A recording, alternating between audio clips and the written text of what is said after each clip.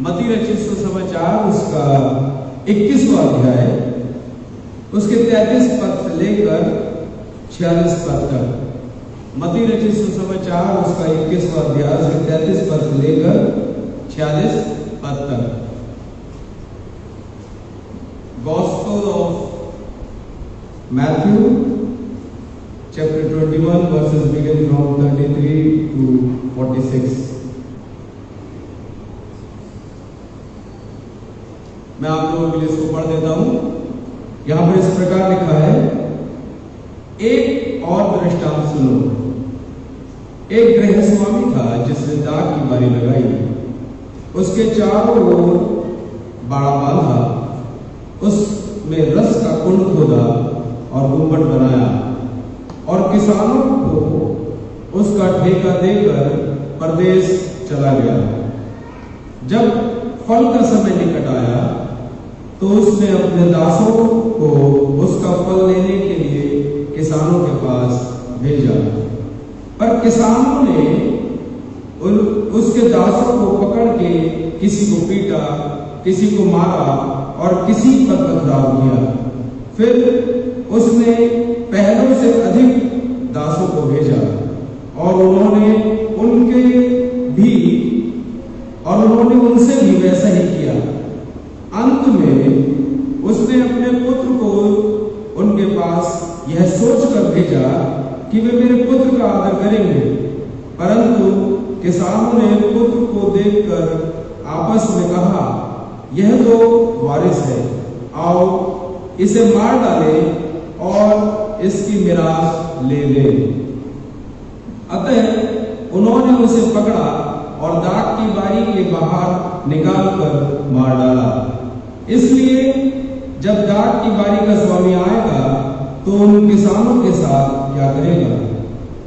उन्होंने उससे कहा, वह उन बुरे लोगों को बुरी रीति से नष्ट करेगा और दाख की बारी का ठेका दूसरे किसानों को देगा जो उस पर से फल दिया करेंगे।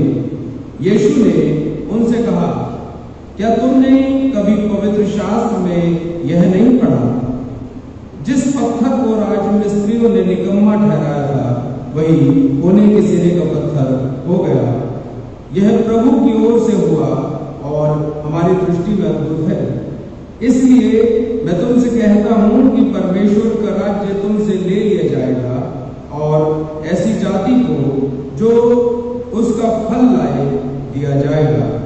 जो इस पत्थर पर गिरेगा वह चकनाचूर हो जाएगा और जिस पर वह पत्थर गिरेगा उसको पीस डालेगा। प्रधान याजक और फरीसी उसके दृष्टांतों को सुनकर समझ गए कि वह उनके विषय में कहता है। उन्होंने उसे पकड़ना चाहा, परंतु लोगों से डर गए क्योंकि वे उसे भविष्यद्वक्ता मानते थे। परमेश्वर अपने वचन के पढ़े और सुने जाने पर आशीष दे। आमीन। आइए प्रार्थना में जाएंगे।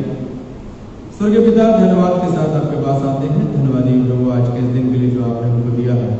प्रार्थना करते हैं प्रभु दया और अनुग्रह करें। आज के इस दिन में आप हमारी अगुवाई करें और ऐसा अवसर दें कि आज की ये इबादत प्रभु और ये वचन प्रभु हम सबके बड़ी आशीष को बायस हो। हम प्रभु इस वचन में से जो कुछ आज आप हमसे बातचीत करना चाहते हैं उसको सीखने वाले हो सके। हमारे जीवन की महत्वपूर्ण बातों को हम प्रकट करें। सारा आदर मान आपको देते हैं। अपने लोगों को प्रभु आपकी ओर प्रभु अपने काम में बढ़ाते हैं, जिससे आप प्रभु अपने अनुग्रह से निर्भर दे और अपने वचन से बातचीत करें। प्रभु यीशु मसीह के नाम में मांगते हैं। आमीन। अजीजों, जैसा कि हम जानते हैं इन दिनों में खासकर जब आज के दिन का इस समय का जो सिनेरियो चल रहा है, इसमें जब हम जी रहे हैं तो बड़ी परेशानियां हैं। खासकर परेशानियां जो है वो उन लोगों के लिए हैं जो जीवित परमेश्वर को जानते हैं, उसकी आराधना करते हैं, और उन लोगों के लिए हैं जो प्रभु यीशु मसीह के नाम पर विश्वास करते हैं। जब हम इस दृष्टांत को पढ़ते हैं, प्रभु यीशु मसीह ने इस दृष्टांत को जो है प्रस्तुत किया।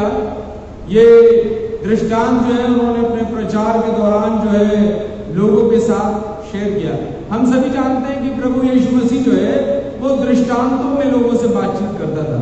दृष्टांत प्रमुख रूप से एक उदाहरण के रूप में प्रस्तुत किए जाते हैं जिसमें उस समय की परिस्थितियों का वर्णन किया जाता है और लोग उसको जो है अपने से रिलेट कर जो है अपने से जोड़कर, अपने जीवन से जोड़कर समझ जाते हैं।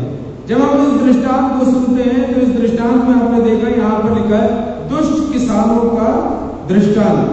और इन दुष्ट किसानों का जो दृष्टांत है वो इस बात को बताता है कि कैसे एक किसान जो है वो अपनी दाख की बारी को लगाकर उसकी जिम्मेदारी सौंप कर जो है चला जाता है और लोग जिनके ऊपर जिम्मेदारियां हैं वो उन जिम्मेदारियों को ना निभाकर और जो फल उस मालिक को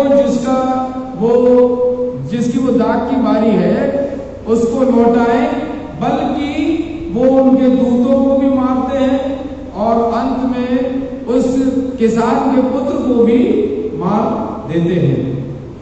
यहां पर हम देखते हैं प्रभु यीशु मसीह ने कहा जब वह मालिक आएगा तो क्या करेगा, वो उनको नष्ट करेगा और उनसे वो अधिकार लेकर दूसरे को जो फल लाता हो उनको सौंप देगा। यहां पर इस पैसेज में, इस दृष्टांत में अगर आप देखें तो जिनको ये दृष्टांत सुनाया गया वो इस दृष्टांत को पूर्ण रूप से समझ गए। यहां पर लिखा है प्रधान याजक और फरीसी उसके दृष्टांतों को सुनकर समझ गए कि वह उनके विषय में कहता है। क्या चीज है? वो उनके विषय में कहता है, वो इस बात को अच्छी तरीके से समझ गए। तो इसका मतलब यह जिनसे ये दृष्टांत कहा गया उनको वो बड़ी आसानी से समझ में आ गया। आप में से कितने लोग हैं जो इस दृष्टांत के अर्थ को समझ पाए? क्या समझ पाए भाई?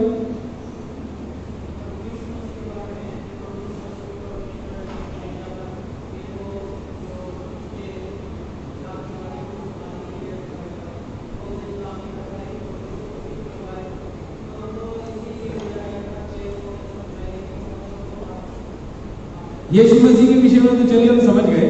इस दृष्टांत में कहीं पर आपने अपने आप को पाया है? अभी कहां पर पाया अपने आप को?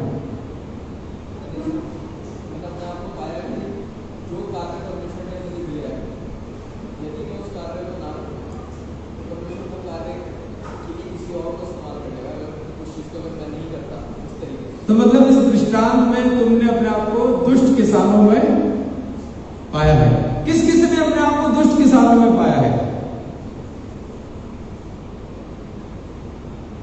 देखिए इसमें कोई गुरेज नहीं है इस बात को स्वीकार करने में कि ये जो दृष्टांत है ये अगर महत्वपूर्ण रूप से देखें तो तीन व्यक्तित्व, तीन लोगों के विषय में बातचीत करता है। सबसे पहला है परमेश्वर, दूसरा है मनुष्य और तीसरा है यीशु मसीह। परमेश्वर हम है नहीं और यीशु मसीह जो है उसके विषय में हम जानते हैं। तो यीशु मसीह के विषय में हम जानते हैं कि हम यीशु मसीह भी नहीं है, हम परमेश्वर भी नहीं है। तो हम कहां पर आते हैं? मनुष्यों की श्रेणी में। यानी मनुष्य वो लोग जो वो दुष्ट किसान है जिनका वर्णन यहां पर किया गया है।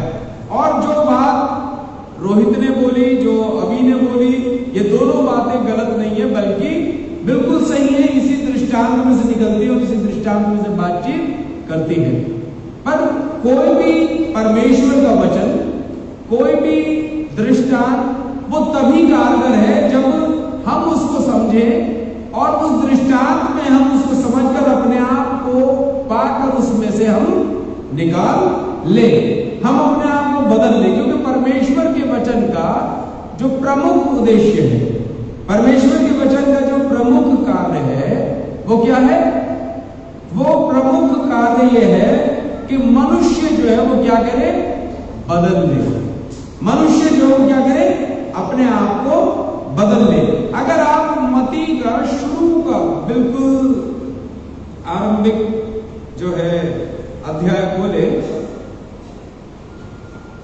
और यूहन्ना जो है उसका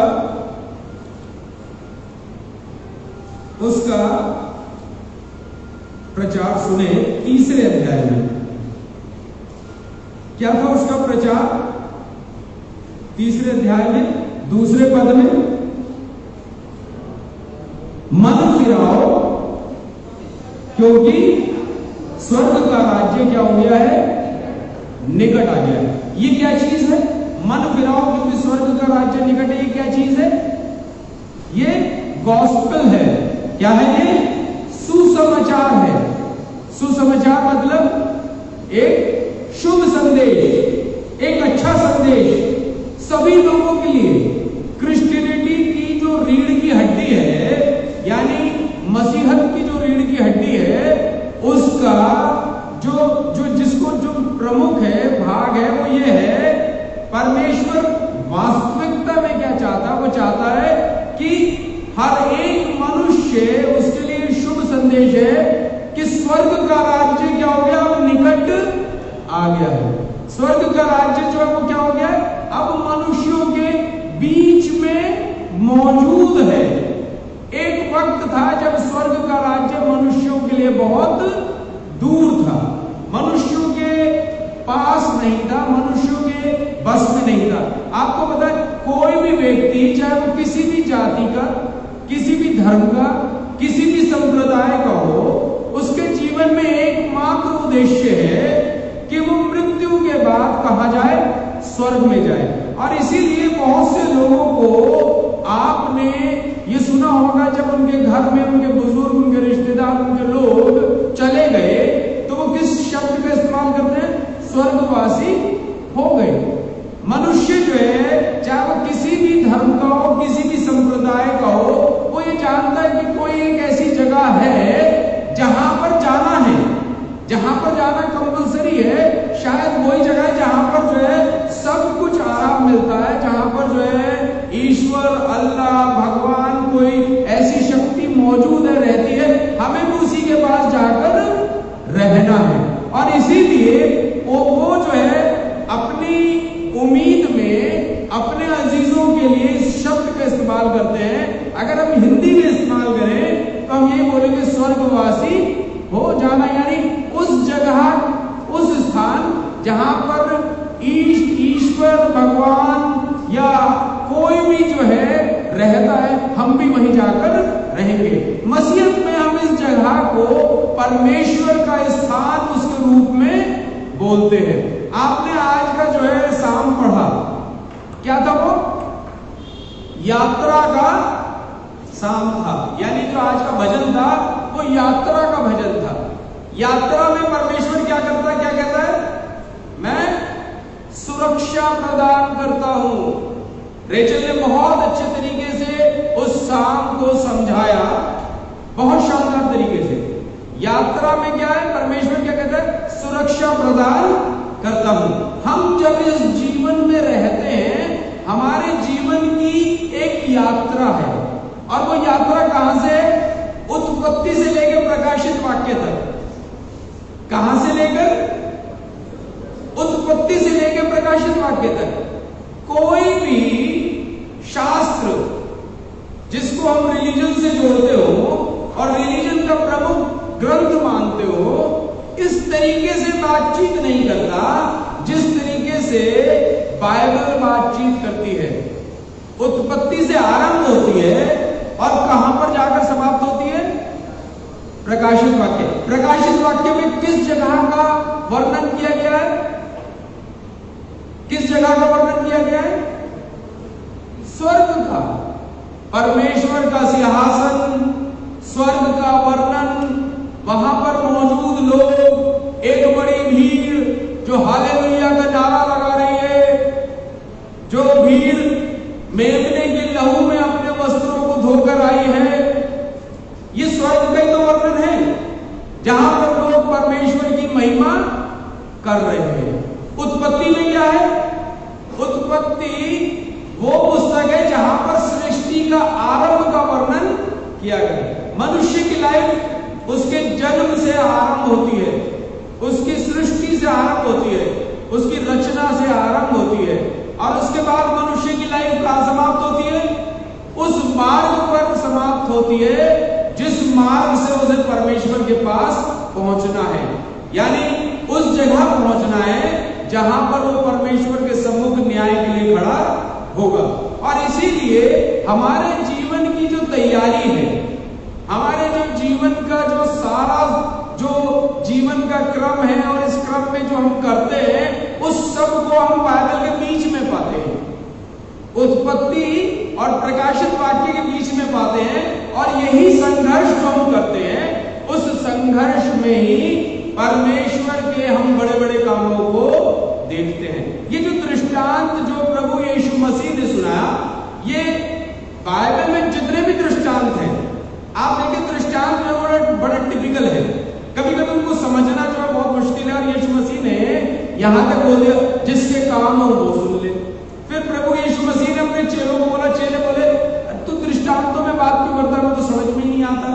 तो प्रभु यीशु मसीह ने क्या बोला, दृष्टांतों में इसलिए बात की जाती है कि सुनते हुए ना सुन पाए, आगे होते हुए भी देख ना पाए।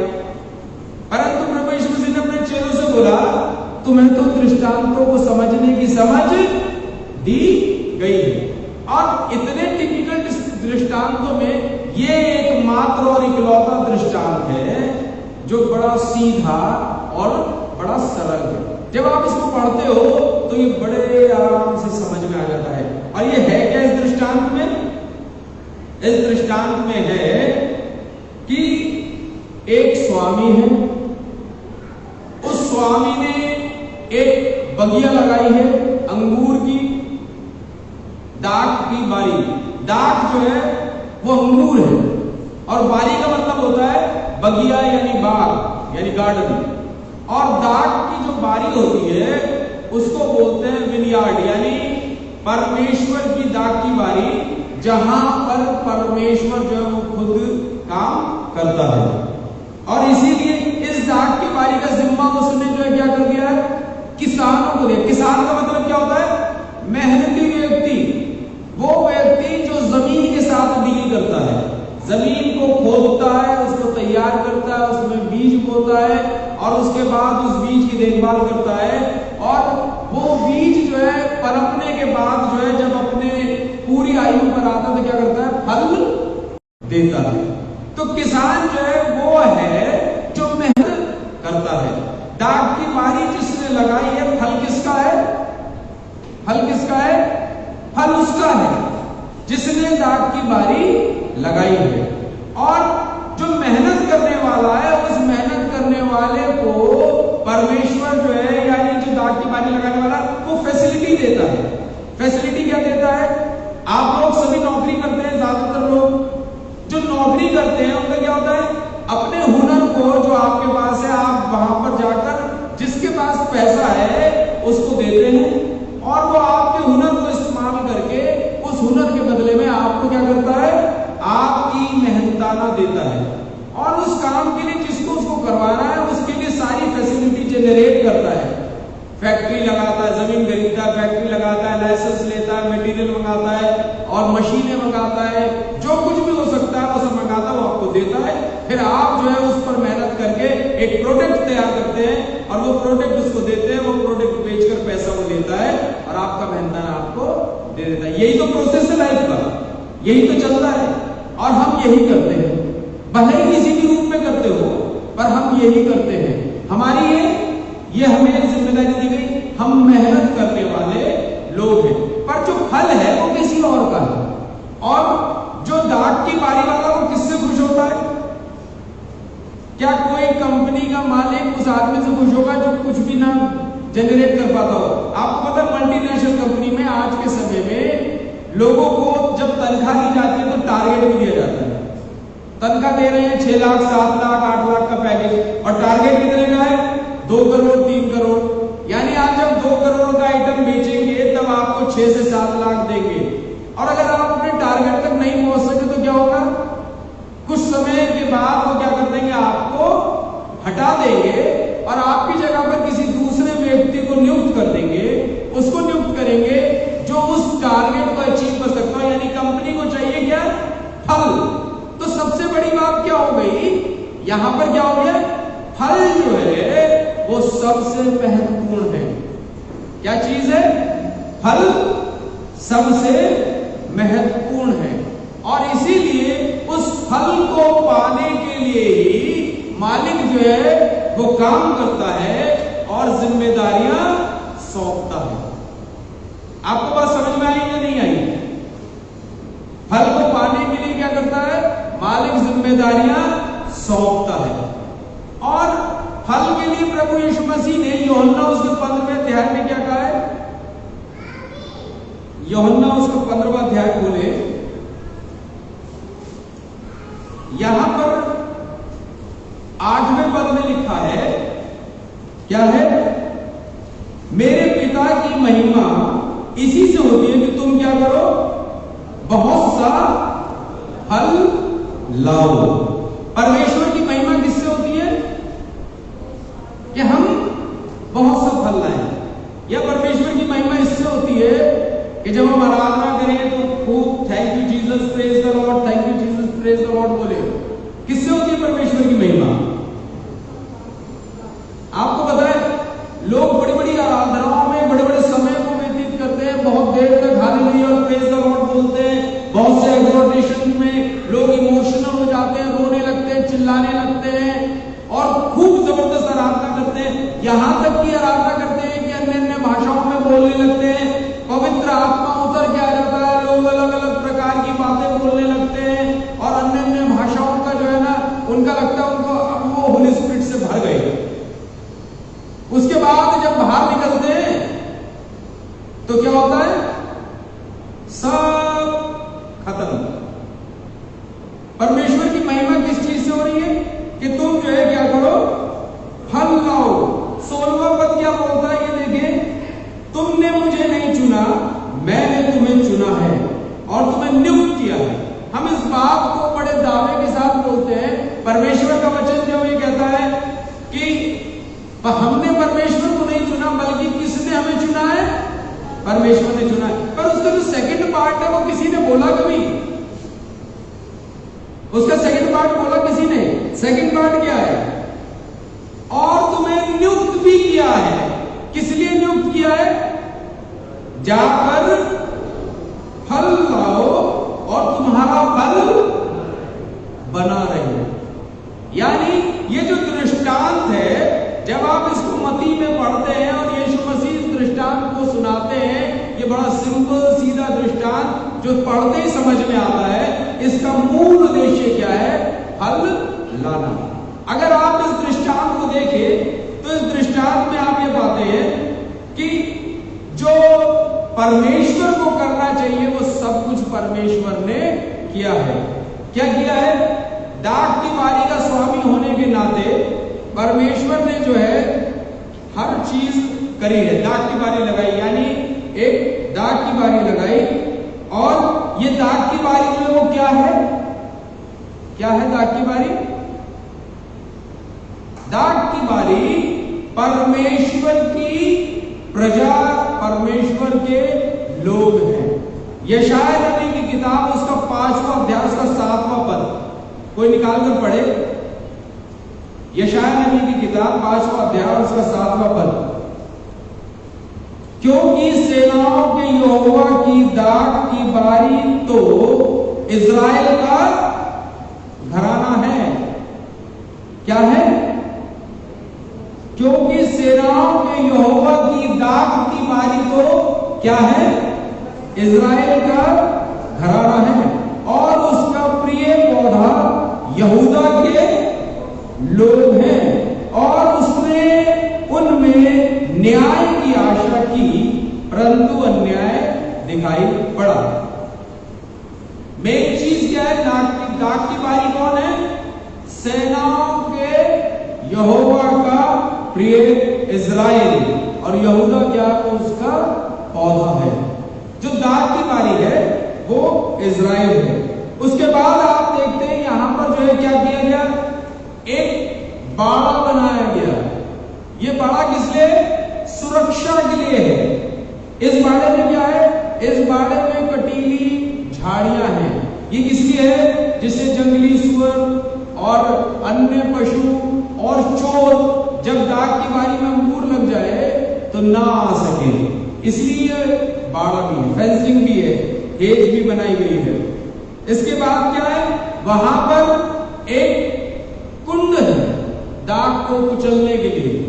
वहां पर क्या होता था, हर एक दाग की बारी में इजराइल में, यहूदा में, अगर आप देखेंगे कनान में, क्योंकि वहां दाग की बारियां बहुत हैं, अंगूर की खेती सबसे ज्यादा होती है, और हमारे देश में अंगूर की खेती सबसे ज्यादा कहां होती है, महाराष्ट्र में, क्योंकि ये थोड़े से खुश्क और पठारी इलाके हैं। तो अंगूर की खेती हमारे देश में महाराष्ट्र में और वहां पर कनान के इलाकों में होती है, क्योंकि यर्दन के ढाल है वहां। तो इसीलिए वहां पर जब दाख बनाया जाता, दाखरस बनाया जाता, तो क्या होता था, अंगूर को लाके कुंडों में डाला जाता था। ये कुंड पत्थर के होते थे और दो कुंड होते थे, एक बड़ा कुंड होता था और उसके बराबर में एक छोटा कुंड होता था।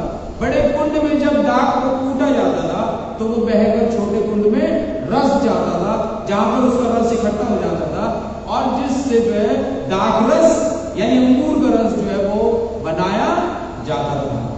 ये दाख की बारी में कुंड होते थे। फिर इसके बाद जो है वहां पर परमेश्वर ने एक वॉच टावर भी लगाया। ये वॉच टावर जो वो गुंबद है, जिसमें वहां पर क्या होता था, कुंड की सुरक्षा भी होती थी और काम करने वाले लोगों को छाया भी मिलती थी। और ये वॉच टावर जो है वहां उसकी चोटी पर खड़े होकर जो है चारों तरफ निगाह भी रखी जाती थी। इसके बाद आप देखेंगे कि ये पूरी जो दाग की बारी है, पूरा सेटअप हो जाने के बाद परमेश्वर ने मेहनत कश लोगों को जो है ये काम सौंपी। मेहनत कश लोग कौन है? ये मेहनत कश लोग वो लोग हैं जिनके ऊपर जिम्मेदारियां हैं। जिम्मेदारियां किसकी हैं? जिनके ऊपर परमेश्वर के लोगों को अगुवाई करने की जिम्मेदारी है। जब इजराइल की बात आती है तो इजराइल में परमेश्वर के लोगों के ऊपर जिम्मेदारी जो है वो कौन, किस पर जाती है? फरीसी, सदूकी, शास्त्री, ये लोग जो व्यवस्था के जानने वाले, परमेश्वर के जानने वाले, इन लोगों पर थी। और ये वो जिम्मेदार किसान थे जिनको परमेश्वर ने अपनी दाख की बारी की जिम्मेदारी सौंपी थी। जब आप इस दृष्टांत को देखते, आपने देखा फरीसी और सदूकी इस बात को बड़े भली प्रकार से समझ गए, क्योंकि लोगों की जिम्मेदारी इन्हीं के ऊपर थी। जब ये पूरा दृष्टांत आप देखेंगे तो इसमें जो है आप इस बात को समझ पाएंगे कि वहां जो सिचुएशन है वो कोई अलग नहीं है, कोई अनहोनी नहीं है। दाग की बारी लगाई और उसके बाद किसान चला गया, क्योंकि यीशु मसीह के समय में फाइनेंशियल जो गड़बड़ी थी, जैसे आज हमारे दौर में भी है, फाइनेंशियल गड़बड़ी की वजह से महंगाई है। एक व्यक्ति के पास ज्यादा धन है और बहुतों के पास बहुत कम है, और इसीलिए हम लोगों की स्थिति भी डगमगाई हुई है। उस समय भी फाइनेंशियल जो है अनरेस्ट था, जिसकी वजह से बड़ी गड़बड़ी थी। और वहां पर जो है ना इस प्रकार के लोग थे, वो क्या करते थे, वो दाग की बारियां लगाते थे और चले जाते थे। क्योंकि जाने का कारण क्या था, दाग की बारियां सारी गलील और सामरिया के आसपास के इलाकों में होती थी। और फैसिलिटी कहां थी? यरूशलेम में। होटल यरूशलेम में थे, पब्स, बार्स सब यरूशलेम में थे, क्योंकि यरूशलेम बड़ा नगर था, टूरिस्ट अट्रैक्शन था, पूरी दुनिया से लोग यरूशलेम आते थे। तो सारी फैसिलिटी जो है वो इस मेट्रोपॉलिटन सिटी में थी। तो ज्यादातर अमीर लोग जो है वो यहूदा में रहते थे और गरीब लोग जो है वो कहां रहते थे? गलील में और सामरिया में। तो लोग क्या करते थे, वो दाग की बारियां खरीदते, लगाते, सेटअप बनाते और चले जाते थे, लोगों को, गलील के लोगों को सौंप कर। अब ये बेचारे जो गलील के किसान होते थे, फाइनेंशियल अनरेस्ट की वजह से के साथ क्या होता था, कभी फल उगता था, कभी नहीं उगता था। पर ऐसी स्थिति में कभी मन में लालच आ जाता था, तो इसलिए ये फल की पूरी कीमत नहीं देते थे। अक्सर आपने अपने आसपास भी देखा होगा, आपने बट्टे में अपनी जमीन दी और लोगों ने जो है उसमें से जब उगाया तो उसका बोले इस बार कुछ नहीं, वो हम नहीं देते, पलटी मार गए, फसल नहीं देते, पैसा नहीं देते। बहुत बार जो है ना मालिक बैठा रह जाता है, कभी मालिक खूंखार होता है तो वो जो है डंडे के जोर पर वसूल कर लेता है। तो आप ये देखेंगे ये कॉमन है, ऑब्वियस है, ये सारी घटना जो यहाँ घट रही है यीशु मसीह के समय पर। और उसके बाद आप ये देखेंगे कि वारिस को मार देना सबसे सरल और सबसे सामान्य बात आज तक है। लोग जो है जमीनों के झगड़ों में क्या करते हैं, वारिस को मार देते हैं। आपको पता है किडनैपिंग जो है वो किसकी हो जाती है, कभी कभी उन लोगों की जिनके अंडर में लोग होते हैं, कभी कभी उन्हीं के लिए जिम्मेदार बच्चों को। अमीर आदमी बहुत डरता है अपने बच्चों को लेकर, उनकी बड़ी सिक्योरिटी करता है, हाई फाई स्कूल में, बड़ी बड़ी गाड़ियों में, सब चीज में सिक्योरिटी लगाकर जो है अपने बच्चों को भेजता है। क्योंकि वारिसों को पकड़कर मार देना बड़ा कॉमन है, हमेशा से चला आ रहा है कि अगर आप वारिस खत्म कर दोगे तो सारी दौलत हमारी हो जाएगी। तो यहां पर भी जो है किसानों ने सोचा अगर हम वारिस को मार देंगे तो पूरी दाग की बारी हमारी हो ही जाएगी, अब कुछ भी नहीं हो सकता। ये चीज जो है यहां पर हम देखते हैं, आज भी ये चीज कॉमन है। आप अपने समय में सब चीज तुलना कर लीजिए, जो यीशु मसीह के समय में था वो आज भी मौजूद है, वो आज भी मौजूद है। मैं कभी कभी जो है ना वो उस पर सोशल मीडिया पर कुछ पुराने गाने आ जाते हैं राज कपूर के समय के, और जब आप उनको आज सुनते हैं तो क्या लगता है, ऐसा नहीं लगता है कि जैसे आज ही के गाने लिखे हुए हैं, ये तो आज ही की घटना को बोल रहे हैं। क्यों? क्योंकि परिस्थितियां बदलती नहीं है। आप इस चीज को मानकर चले, बहुत लंबे समय से जिन सिचुएशंस में हम रह रहे हैं उन्हीं सिचुएशन में पुराने लोग रहते थे।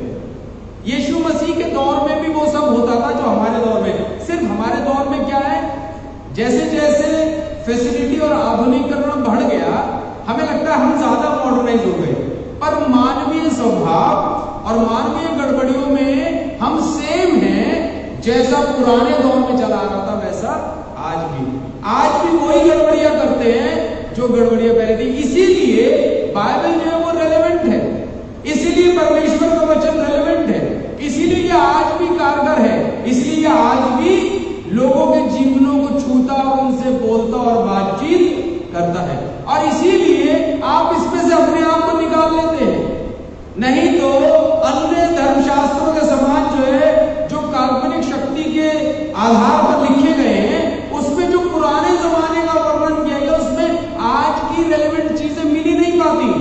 मनुष्य अपने आप को उनसे जोड़ ही नहीं पाता और इसलिए उसको जो है दिव्य मानकर वो उसकी आराधना, पूजा अर्चना, इबादत करने लगता है।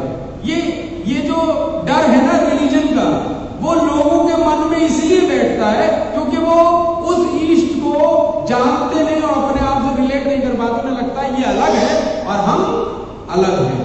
बाइबल इन सब बातों में आपसे रिलेट करती है और आपसे जुड़ती है और आपसे बोलती है। यहां पर 3 लोगों के विषय में हमने देखा दृष्टांत में, आज हम सिर्फ एक के विषय में देखेंगे और वो कौन है, परमेश्वर। जब आप इस दृष्टांत को देखते हैं तो इस दृष्टांत में आप समझ गए आपकी भूमिका कहां पर है, मेहनत कश लोगों में, जिनको टाइटल मिला इस दृष्टांत में दुष्ट किसान, जिनके ऊपर जिम्मेदारी थी। अब आप कहेंगे हम तो दाग की बारी है, हम कोई किसान थोड़ी है, हम तो परमेश्वर के लोग हैं।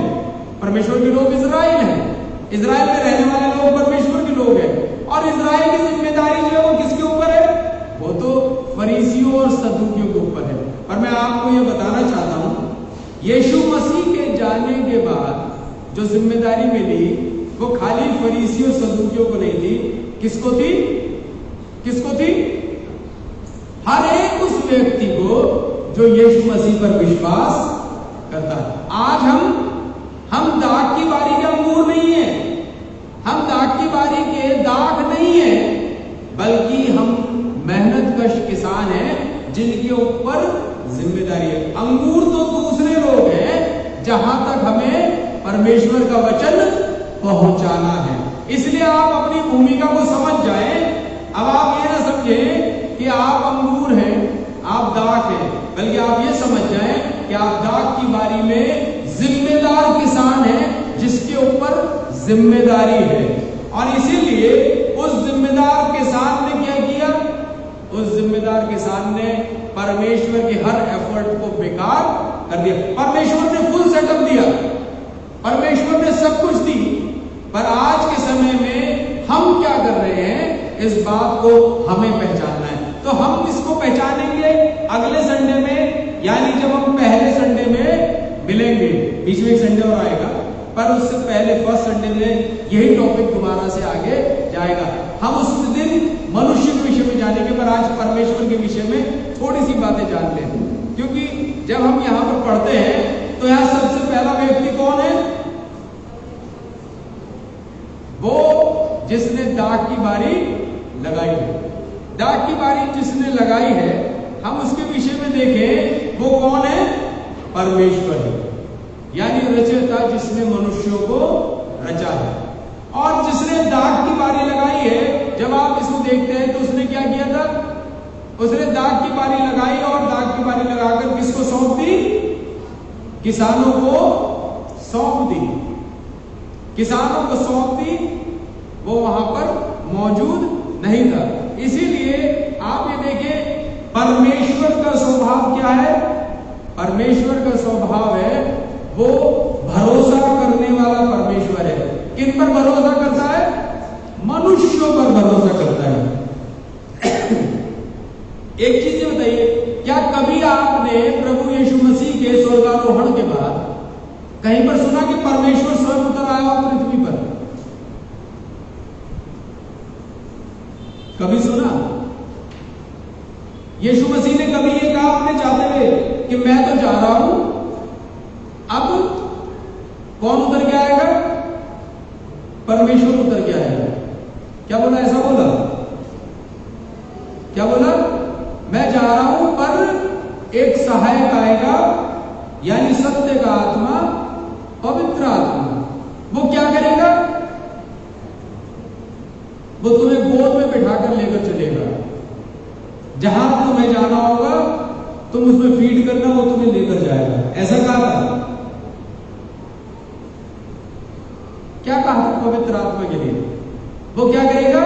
तुम्हारी सहायता करेगा। सहायता करने वाला क्या होता है? सहायता करने वाला क्या होता है? सहायक होता है, काम करने वाला नहीं होता। हेल्पर होता है, काम करने वाला नहीं होता। काम किसको करना है? जिसकी जिम्मेदारी है। और इसीलिए प्रभु यीशु मसीह ने जाते टाइम सारी जिम्मेदारी किसको सौंपी? अपने चेलों को। और उनको क्या बोला? मैं तुम्हें अकेला नहीं छोड़ूंगा, बल्कि एक सहायक तुम्हारे पास भेजूंगा, और वो होगा सत्य का आत्मा, जो तुम्हारी अगुवाई करेगा, जो तुम्हें सिखाएगा, जो तुमसे बातचीत करेगा, तुमको लेकर चलेगा, तुम्हें कहां जाना है, इन सब बातों में तुम्हारी अगुवाई करेगा। पर जाना किसको होगा? जाना मनुष्य को होगा, हम लोगों को होगा। और इसीलिए आपको मैं बताऊं, परमेश्वर कभी उतर कर नहीं आता किसी कार्य के लिए। परमेश्वर किसको भेजता है? मनुष्य को। क्या कभी कोई स्वर्गदूत आया जिसके पर लगे हुए हो, व्हाइट ड्रेस पहन रखी हो, सर पर बढ़िया सा एक रिंग हो, और आपको आगे लिफाफा दे जाए, लो बेटी, लो बेटा, तुम्हें जरूरत थी? कौन आता है? परमेश्वर का कोई जन्म भर कर आता है, आप उससे उम्मीद भी नहीं करते, पर अचानक से वो कहीं से आता है और वो बोलता है, अरे यार क्या चिंता कर रहा था तू, कहां था? ले मेरे पास है अभी। आप सोचते हो परेशानी में जा रहे हो, तो अचानक से कोई व्यक्ति टकरा जाता है जो आपका अपना सही दिखता है, पर वो होता परमेश्वर का जन है, जो बुरे वक्त में आपके लिए अपना हाथ बढ़ाकर चला जाता है, जो बुरे वक्त में एक सिग्नेचर कर जाता है, जो बुरे वक्त में आपको निकाल कर चला जाता है, जो बुरे वक्त में आपको उठाकर सही जगह पर पहुंचा जाता है, वो परमेश्वर का जन होता है। वो एक मनुष्य होता है, और इसीलिए परमेश्वर मनुष्यों पर भरोसा करता है अपने काम के लिए। परमेश्वर ट्रस्ट करता है मनुष्यों पर, और इसीलिए वो उन्हें जिम्मेदारी सौंपता है। वो किसी दूत को नहीं भेजता। अब कोई दूत नहीं आता, अब कुछ नहीं होता ऐसा जैसा कि पुरानी कल्पनाओं में लोग सोचते हैं। आज भी लोग सोचते हैं कि कोई प्रकट होगा और तथास्तु आमीन या ऐसा ही हो बोलेगा और आपके लिए महल खड़ा हो जाएगा। ऐसा कुछ नहीं होता, क्योंकि परमेश्वर के यहाँ मेहनत करनी पड़ती है और मेहनत का प्रतिफल मिलता है। तो इसलिए अजीजों, पहली चीज परमेश्वर ट्रस्ट करता है सभी लोगों पर। दूसरी चीज, परमेश्वर सब्र करता है। सब्र करने का मतलब जानते हैं, परमेश्वर की इच्छा है हर एक मनुष्य बचाया जाए और इसीलिए वो सब्र करता है। अगर आप पतरस की पत्री पढ़ेंगे, में लिखा है परमेश्वर नहीं चाहता कि कोई भी मनुष्य नाश हो, परमेश्वर की इच्छा नहीं है। और इसीलिए दाग की बारी में आपने देखा, पहले परमेश्वर ने एक दूत भेजा, लोगों ने उसे मारा पीटा, फिर दूसरा भेजा, फिर तीसरा भेजा, ऐसे करके बहुत भेजे और बहुत लंबे समय तक दूत भेजता रहा। क्यों भेजा परमेश्वर ने? जब पहले दूत की इंसल्ट हुई थी तो खुद कहा कि क्यों नहीं परमेश्वर ने इसको नाबूद कर दिया, क्यों नहीं उन किसानों को मार दिया? क्यों? क्योंकि वो चाहता था सुधर जाए। परमेश्वर मौका देता है। अजीजों, आपके जीवन में यदि आपकी दुष्टताओं का फल या सजा नहीं मिल रही तो इसका मतलब ये नहीं है कि परमेश्वर नहीं है। किसानों को ये लग रहा था अब तो स्वामी आएगा ही नहीं, उसके दूत हमने मार मार कर भगा दिए और मार दिए। बाइबल बताती है कितने भविष्यद्वक्ता मारे गए। यीशु मसीह ने खुद बोला कि तुमने जो है कितने भविष्यद्वक्ताओं को मार दिया, इज्जत नहीं की। यीशु मसीह ने बोला जब इन्होंने जो है परमेश्वर के भविष्यद्वक्ताओं की इज्जत नहीं की तो तुम्हारी कैसे करेंगे, और परमेश्वर के पुत्र की भी इज्जत नहीं करी तो तुम्हारी कैसे करेंगे। जब उन्होंने परमेश्वर के पुत्र को भी मार दिया तो तुम्हें कैसे छोड़ देंगे। और इसीलिए इस संसार में परमेश्वर के लोगों के लिए, परमेश्वर के भविष्यद्वक्ताओं के लिए तो निश्चित है कि दुष्ट जो है वो उनका विरोध करेगी करेगा। और इसीलिए परमेश्वर सब्र से इंतजार करता है, यहां तक कि उसने अपने भेजे हुए लोगों को मर जाना, उनका दंड सहना, उनका मार सहना भी बर्दाश्त किया है। और इसीलिए परमेश्वर जो है वो अपने लोगों की, परमेश्वर के लोगों की मृत्यु भी बर्दाश्त कर लेता है। किसके लिए? किसके लिए? उन दुष्ट लोगों के लिए जिनको परमेश्वर चाहता है बचा ले। तो इससे क्या लगता है? इसे लगता है परमेश्वर सब्र करने वाला परमेश्वर है, वो आखिरी समय तक सब्र करता है, दुष्ट बच जाए। आपने देखा होगा दुष्ट बड़ी लंबी आयु जीता है, दुष्ट अपनी हर चाल चलता रहता है और उसमें कामयाब होता रहता है। एक आदमी सोचता है इतनी प्रार्थना कर रहा हूं मैं, मेरे साथ ऐसा क्यों हो रहा है, और वो देखो कितना गलत करता है, इसका कुछ भी नहीं होता। पर मैं आपको बताऊं, परमेश्वर चाहता है वो दुष्ट भी बचे, और इसीलिए परमेश्वर अपने लोगों को कष्ट से गुजरने भी देता है, क्योंकि परमेश्वर जानता है ये तो मेरे लोग हैं, ये मेरे विश्वास योग्य हैं, और ये जो है उस अंत को जानते हैं जो स्वर्ग में है, जहां पर पहुंचकर इनके लिए महिमा का मुकुट रखा है। इसलिए पृथ्वी का कष्ट इन्हें कुछ भी नहीं लगता, इसलिए परमेश्वर उन लोगों को कष्ट में रहने देता है। परमेश्वर अपने लोगों को एक बार को कष्ट में रहने देगा और उन लोगों को बचा लेगा जो लोग दुष्ट हैं। ये परमेश्वर की मंशा नहीं चाहता परमेश्वर लोग नष्ट हो। तीसरी चीज, परमेश्वर जो वो न्यायी है। परमेश्वर जो वो क्या है? न्यायी है। जिस दिन वो न्याय करने के लिए आएगा उस दिन किसी को भी बख्शेगा नहीं। उसका न्याय सत्य है और खरा है, वो पक्षपाती न्याय कभी भी नहीं करता।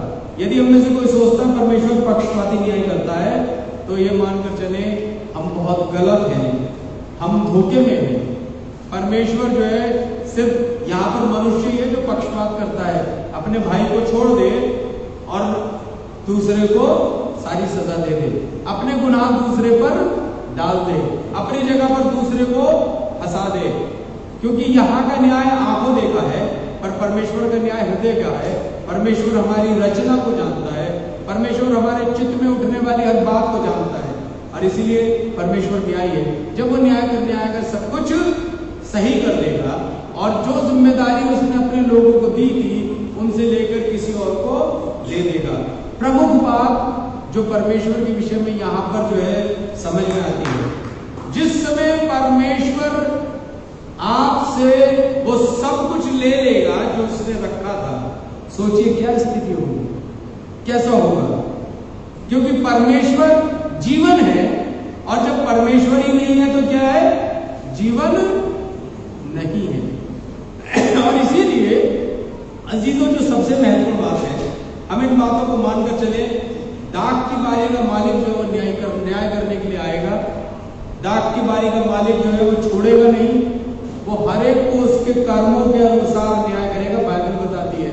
इसलिए सावधान हो जाए। बहुत जरूरी है कि हम मालिक को जाने। मालिक है, रचयिता रचयिता है। हम उसके आगे टिक नहीं सकते, जैसे हम बॉस के आगे टिक नहीं सकते। बॉस होता है क्योंकि वो अधिकार से परिपूर्ण होता है, उसके पास अधिकार होता है आपको रखने और निकालने का, क्योंकि वो उसी की टेरिटरी है जहां पर आप काम कर रहे हैं। आप कभी भी उसके मालिक नहीं हो सकते। इसलिए हम कभी भी यहां पर उन बातों के मालिक नहीं हो सकते जो हमारी है ही नहीं। हमें सिर्फ जिम्मेदारी सौंपी गई है। और इसलिए अजीजों, जो महत्वपूर्ण बात है वो यह है कि हम परमेश्वर के स्वभाव को समझे। परमेश्वर नहीं चाहता कोई नष्ट हो। परमेश्वर चाहता है कि जब उसने जिम्मेदारी सौंपी तो फल लेकर आए। परमेश्वर चाहता है कि हर एक व्यक्ति बचाया जाए। तो परमेश्वर के स्वभाव के अनुसार उसके जो पेशेंस यानी धैर्य रखने का स्वभाव, उसके अनुसार अपने आप को बदल ले। सुसमाचार क्या है? सबसे पहले हमने इसी से आरंभ किया था, मन फिराओ। तो परमेश्वर क्या चाहता है? हर एक व्यक्ति मन फिराए, क्योंकि किसका राज्य निकट है? स्वर्ग का राज्य निकट है। वो हमसे भी चाहता है हम मन फिराएं और परमेश्वर की इच्छा के अनुसार अपने जीवन को जीने वाले हो जाएं। परमेश्वर का स्वभाव है, जब तक वो मौका दे रहा है। आपको पता है अभी हम कौन से वाले पीरियड में चल रहे हैं? कौन सा वाला पीरियड है ये? Grace period. पहले मोबाइल में होता था, अब नहीं होता।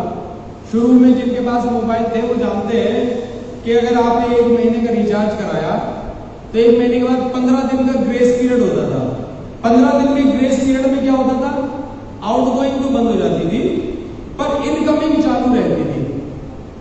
यहां पर क्या है? जब ग्रेस पीरियड में आप चल रहे हैं तो परमेश्वर का वचन आपके पास आ रहा है। मैं आपको बताऊं, ऐसा हो सकता है कि आउटगोइंग जो है आपकी बंद हो जाए। प्रभु यीशु मसीह ने अपनी भविष्यवाणी में बोला है, ऐसा समय आता होगा जब परमेश्वर का वचन छीन लिया जाएगा। ये बाइबल छीन ली जाएगी। आपको पता है ये बाइबल बड़ा गुनाह का प्रतीक है आज के समय में। आप इसे लेके हाथ में चलिए और एक गली और एक उसमें से निकल जाइए गांव में से, कोई भी आपको पकड़ के पीट देगा, आपसे बाइबल छीन लेगा, बाइबल फाड़ देगा। ऐसा लगेगा उसे शायद ये बम है कोई जिसे आप लेकर जा रहे हैं, कोई हथियार है, कुछ ऐसा है जिससे आप किसी को मार देंगे। लोग इसको इतना खतरनाक मानते हैं। ये परमेश्वर का वचन है, जीवंत है।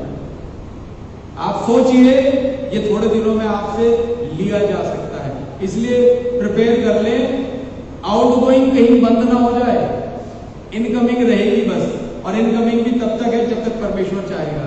जिस दिन ग्रेस खत्म, न्याय का दिन आ जाएगा।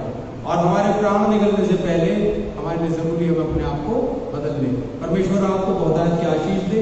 इसी मैसेज को हम कंटिन्यू करेंगे आगे आने वाले संडे में। परमेश्वर अपनी दया और अनुग्रह बना के रखे। आप इसके टच में रहें, इसको पढ़ते रहें, और इस पैसेज को आप पढ़ते रहेंगे तो आप टच में रहेंगे। परमेश्वर का वचन आपसे बातचीत करता रहेगा, तो मुझे इतना समय नहीं लेना पड़ेगा। Thank you. आइए अपने स्वरों को झुकाएंगे और दुआ में जाएंगे। स्वर्गीय पिता, धन्यवाद के साथ आपके पास आते हैं प्रभु। धन्यवाद ये समय के लिए जो आपने हमको दिया है। हम प्रभु अपने आप को आप ही के पवित्र हाथों में सौंपते हैं, प्रार्थना करते हैं दया और अनुग्रह करें, अपनी अगुवाई से भरे। इस वचन के द्वारा प्रभु आप ही प्रभु हमसे बोले। हम सब अपने आप को आप ही के पवित्र हाथों में सौंपते हुए इस विनती को उद्धार करता प्रभु यीशु मसीह के नाम में मांगते हैं।